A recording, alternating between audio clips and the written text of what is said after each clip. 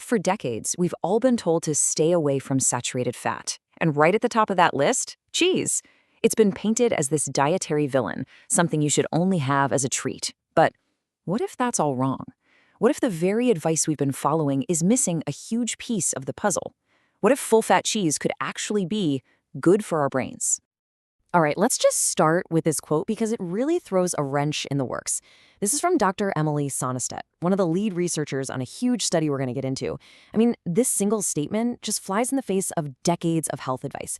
It's basically telling us we need to look way past the simple fat is bad story and get a lot more specific about the foods we eat.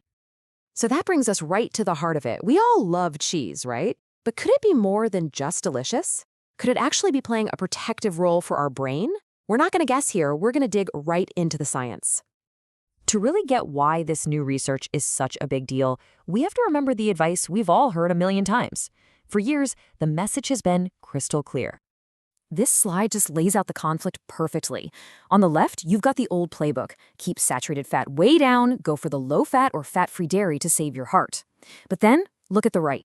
A whole new wave of research is flipping that completely on its head, suggesting that high-fat cheese and cream are linked to a lower risk of dementia. Crazy, right? So where's this all coming from? Let's get into the actual data, because it's not just one study. We're looking at two major long-term studies that are forcing this entire conversation to change.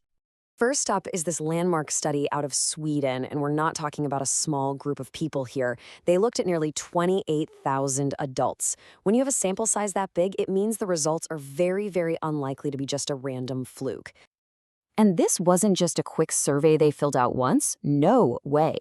Researchers followed these people for an average of 25 years.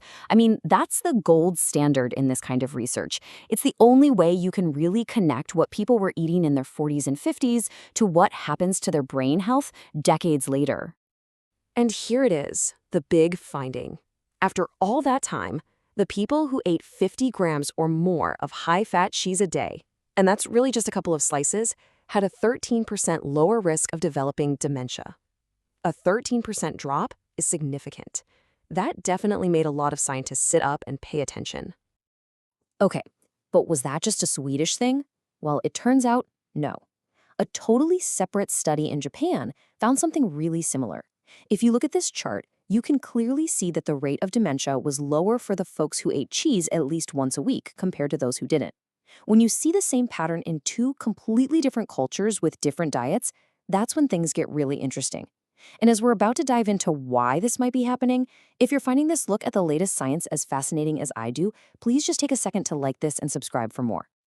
All right, so two big studies, two different continents, both pointing to the same thing. So the billion-dollar question is, why? What on earth is in high-fat cheese that could be protecting our brains? Well, one of the top suspects is vitamin K2. Now, this is not the same K vitamin you get from spinach. K2 is found in animal fats and fermented foods, like cheese. We know it's super important for keeping our blood vessels healthy and flexible, which is absolutely critical for the brain. A healthy brain needs good blood flow, so that's a really solid potential link right there. But it's not just one thing, and this chart really shows how not all cheese is created equal. Cow cheese is great, but then you have goat cheese, which has smaller fat particles that can be easier to digest.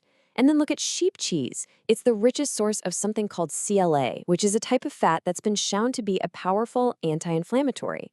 And fighting inflammation is key to protecting brain cells. And the list just keeps going.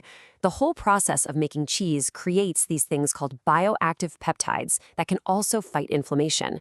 Some cheeses have probiotics, those good bacteria that support the gut-brain axis, that highway of communication between your gut and your brain. But honestly, the most important idea on this entire slide might be the last one, the food matrix.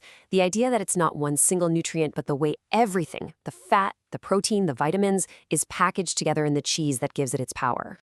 So, we have some really compelling data and some pretty solid science. But before we all run out and clear out the cheese aisle, we have to pump the brakes for a second and put all of this into the bigger picture. This is the question, isn't it? After hearing all of this, what do you do? Is the answer really just eat more cheese? Well, like most things in nutrition, it's not that simple. First, and this is the big one, these studies show a link, an association. They do not prove that cheese prevents dementia. Also, context is everything. Think about it. Eating a slice of cheese with an apple is very different from having it melted on a burger with fries. And of course, your overall diet is what matters most. No single food is a magic bullet. And one last crucial point. These effects were only seen for high-fat cheese and cream. Low-fat dairy didn't show the same benefit at all. So here's the bottom line.